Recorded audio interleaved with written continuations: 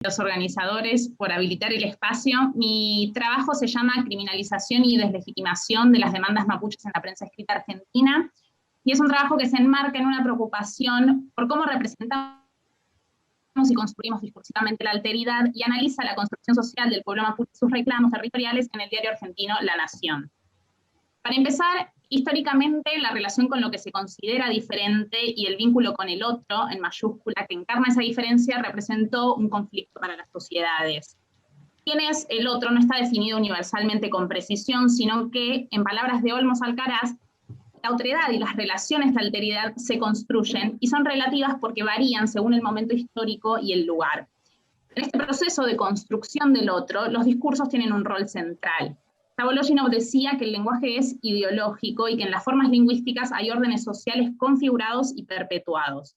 A través de la lengua no solo perpetuamos estos órdenes sociales, sino que construimos y hacemos circular representaciones sociales negativas o positivas de este otro y narrativas que legitiman ciertas formas de proceder respecto de estos grupos de otros o de este otro. Llevado al caso argentino, los grandes otros, o uno de los grandes otros, fueron los pueblos indígenas.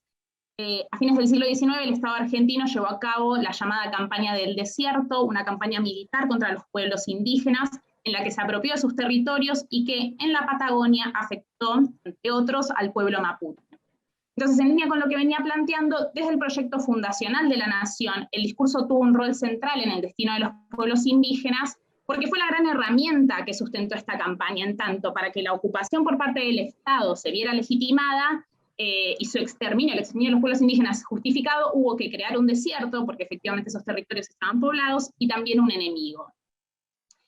En este marco surge este trabajo, y en la medida en que al día de hoy siguen vigentes situaciones de racismo y de exclusión, y sigue circulando un discurso negador y derogatorio respecto de los pueblos indígenas, me propuse, por un lado, analizar las representaciones sociales que recirculan del pueblo mapuche en un medio de comunicación de tirada nacional como es La Nación, y por otra parte detectar si, y sobre todo con qué mecanismos discursivos, el discurso de los medios reproduce una imagen que avala la marginación de los pueblos indígenas y la expropiación de su patrimonio, así como otras formas de discriminación.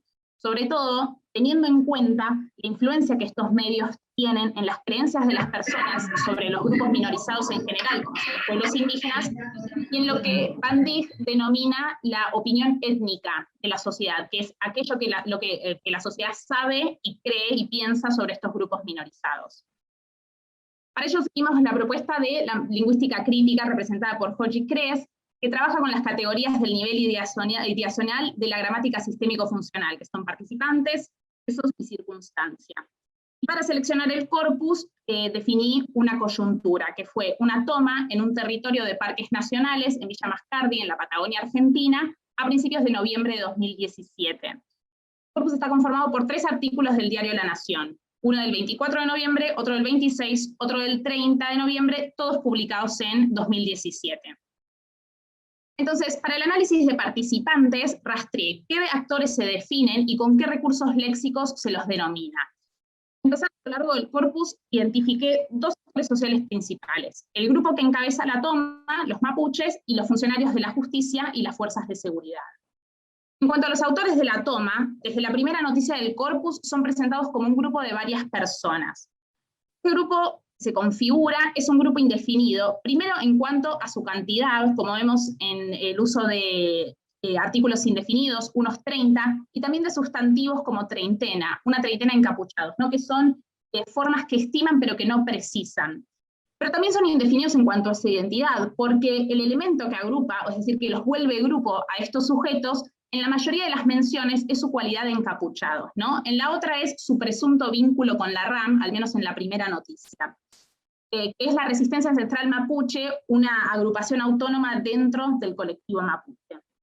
Entonces, en cuanto al término encapuchado, vemos que la categorización elegida para referir a los mapuches es una que describe a los participantes a partir de una cualidad inestable, ¿no? Una pieza de ropa. Además una propiedad temporal, porque define un rasgo no estable en sus miembros, ni tampoco propio ni distintivo de estos, es decir, cualquiera puede estar encapuchado en algún momento. Y en este sentido retomo un artículo de Sophie Fontana, de 2005, en donde ella afirma que el uso de designaciones indefinidas como esta permite desconocer la especificidad y la singularidad histórica de los sujetos que están siendo designados. Y en términos de la antropóloga Laura Croft, lo que se está haciendo es desmarcando su identidad al borrar la singularidad histórica. Singularidad que está dada por su pertenencia al pueblo mapuche.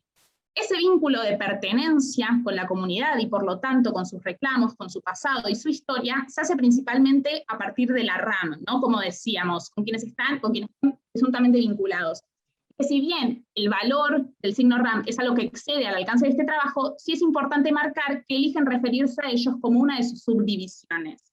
Y sin embargo, ¿qué es la RAM o quién es la RAM? ¿Qué implica? No se define más que reponer el significado de sus siglas. El desconocimiento de la singularidad del que habla Sophie Fontana aplica tanto al uso de ciertas formas en un fragmento puntual, pero también a la inestabilidad en las formas de designar a un referente a lo largo de un periodo de tiempo, que es algo que también sucede en distintas noticias del corpus.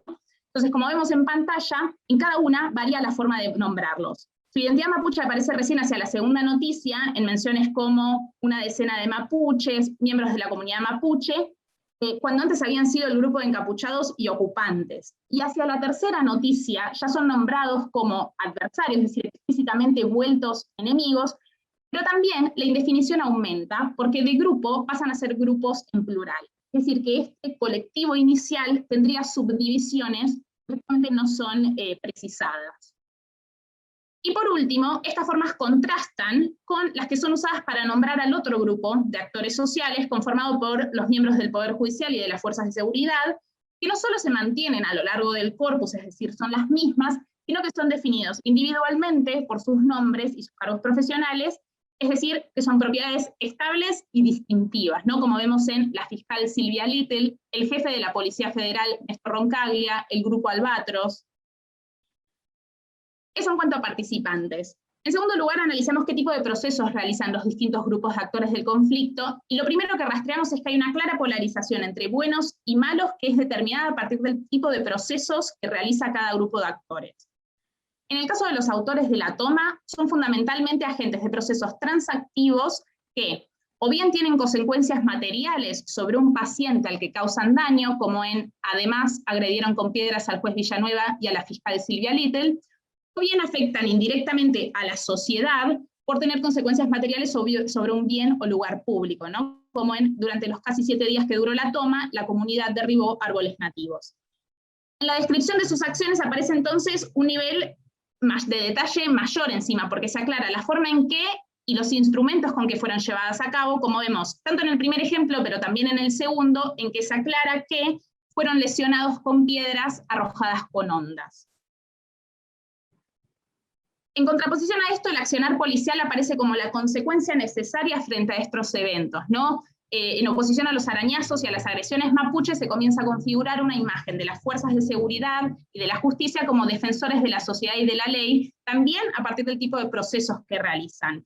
Sus acciones, si bien coinciden en su mayoría en ser procesos transactivos, o bien son en defensa propia y en respuesta a las acciones iniciadas por los mapuches, como en protegidos con escudos para repeler las agresiones de los encapuchados, o bien buscan tener consecuencia en el estado mental de los encapuchados y no causan daño, como en la fiscal Silvia Little, que ayer se acercó por segunda vez al loft para disuadir sin éxito a sus miembros. O si no, son procesos jurídicos que necesariamente están en el marco de la ley, ¿no? Como en la agresora fue imputada por el delito de resistencia a la autoridad. Por otra parte, distinto a lo que sucedía con los mapuches, el accionar policial y sus efectos tienden a mitigar, ¿no? Que es algo que se vuelve muy evidente en la segunda noticia, donde abunda el uso de 2 mecanismos de mitigación que permiten eludir la designación clara y explícita del agente de la acción. Y acá estoy retomando el texto de Beatriz Lavandera de 1985, Decir y aludir. El primer mecanismo es el uso de procesos no transactivos, ¿no? Que son procesos que requieren únicamente de un paciente o experimentante. Entonces lo que permiten es borrar al agente y presentarlo como un proceso natural o como parte del devenir natural de las cosas, ¿no? En el ejemplo que tenemos acá, un mapuche murió de un tiro en Villa Mascardi durante un enfrentamiento con prefectura. Hablar de que el mapuche murió describe la muerte como si hubiera sido causada por un accidente natural u otra causa natural, y no como una consecuencia de un acto deliberado de matar llevado a cabo por un agente, ¿no? El segundo mecanismo de mitigación es el uso de nominalizaciones como agentes, como vemos en el segundo ejemplo, que dice, un virulento enfrentamiento con armas de fuego tuvo como saldo un muerto y otros 2 mapuches heridos. Donde acá es el enfrentamiento el que tiene como saldo muerto, ¿no? Y de esa forma se desdibuja lo que sucedió, quién fue, quién hizo qué, y así se mitiga. Y además del uso nuevamente de un proceso que no es transactivo, es más bien relacional, es decir, establece una relación entre el enfrentamiento y la cantidad de muertos. Y por último, hay ambigüedad respecto a si el muerto es mapuche o no, es decir, ahí es donde se empiezan a desdibujar los hechos. Esta mitigación, esta falta de detalle cuando refiere a las acciones de las fuerzas de seguridad, se presenta a lo largo de todo el corpus. Para cerrar el apartado sobre procesos, vimos que entonces lo que refiere al accionar estatal, la causa que motivó su accionar no es borrada, sino presentada como la consecuencia necesaria de algo anterior. En contraposición a esto, a lo largo del corpus, sistemáticamente, los acontecimientos se presentan como brotados de las acciones de los encapuchados, ¿no? Entonces, en este sentido, me interesa traer una cita de un texto de Tony True, que es Teoría e Ideología en Acción, que dice: cómo se describe la circunstancia que tuvo lugar, no solo establece un marco de referencia o un contexto para explicar el resto, sino que es también una descripción que legitima la intervención de la policía, porque por definición, un motín, en este caso una toma, es un desorden civil que requiere la acción de la policía. Entonces, en este caso la circunstancia se define como una toma de tierras, como una ocupación ilegal de un territorio, de un espacio ajeno. Así se construye el conflicto como un desorden civil, como un crimen y no como un reclamo. Pero además se descarta toda pregunta por cuál fue la causa. Es decir, el inicio de la red de causas y consecuencias comienza con la toma. No hay recapitulación de nada anterior. Entonces, a la ilegalidad se suma que ocupar el territorio parezca fruto de una violencia irracional e inmotivada. Y en línea con el borramiento histórico de la singularidad histórica a través de cómo se los denomina, de cómo se los nombra, la ausencia de una causa también es una forma de borrar su historia. Y nuestro último apartado del análisis va un poquito en línea con esto, ¿no? Rastreamos cómo cambia la definición del conflicto con los días y qué reinterpretaciones habilita la distancia con el hecho original. Así decíamos que en la primera noticia la circunstancia era denominada como toma u ocupación, denominación que ubica el accionar mapuche por fuera de la legalidad y que también habilita la represión policial, especialmente porque no había causa aparente. La noticia del corpus tiene por título: el gobierno teme una escalada de ataques mapuches. Entonces, con los días no solo cambia la forma de referir a los actores, sino de nombrar la circunstancia. Lo que antes era una toma por un grupo de encapuchados, ahora es un ataque mapuche. Esto implica una diferencia porque un ataque supone una ofensiva y un nivel de daño mayor. Y a su vez, al interior de la noticia hay también variación, ¿no? Este fenómeno es lo que Fowler y Kress llaman sobrelexicalización, cuando para un mismo concepto o referente se provee un gran número de sinónimos o términos usados como sinónimos. Y lo que es interesante es ver los efectos que esto genera. En este caso, ataques y tomas de tierra son puestos en pie de igualdad, lo que queda claro en el ejemplo 4, ¿no? A partir del uso de la coordinada disyuntiva, estos ataques y tomas de tierra, y si bien siempre permanecen por fuera de la legalidad, la circunstancia cada vez se vuelve más grave. Es decir, empieza por ser la toma de un predio, pasa por tomas violentas, ataques, llegar a hablar de atentados, como si fueran lo mismo. Este contraste permite ver cómo la diferencia de días permite ciertas reinterpretaciones y cambios en la construcción del conflicto, porque a esta altura, por ejemplo, ya hablamos de un conflicto con la RAM directamente y no de un grupo presuntamente vinculado con esta. Ahora sí, para cerrar, bueno, acá también el uso de términos exagerados respecto del referente como atentados o ataques para referir una toma, también coincide con lo que Van Dijk define como una de las características del discurso racista, que es el abuso de hipérboles y la terminología alarmista. Hacia el final del corpus, este tipo de afecciones se presenta como algo crónico, entonces encontramos cláusulas como se diseñaría un protocolo común para todas las provincias con problemas de tomas de tierra de la RAM, y hay que empezar a trabajar de manera más coordinada para prevenir estos ataques y tomas de tierra. El uso del plural, al hablar de problemas y al hablar de ataques, no es neutral ni tampoco es gratuito, sino que lo que permite es convertir el hecho particular y concreto, sucedido en concluido, en algo general, en algo recurrente, ¿no? Y este es otro cambio que efectivamente habilita la diferencia de días, porque el foco de la noticia ya no está en narrar lo que acaba de suceder, sino tal vez en hacer un diagnóstico. A modo de conclusión, recapitulo rápidamente las operaciones discursivas detectadas. El pueblo mapuche es claramente alterizado, es construido como un tercero dañino y peligroso a partir de procesos que realiza. Sus demandas se deslegitiman porque no se contextualiza el reclamo y también porque se coloca como agente de ese reclamo a un grupo cuya identidad histórica es borrada, digamos, que lo hace de forma irracional. Y por último, la diferencia de días permite representar al conflicto original como un problema crónico y problematizar la cuestión.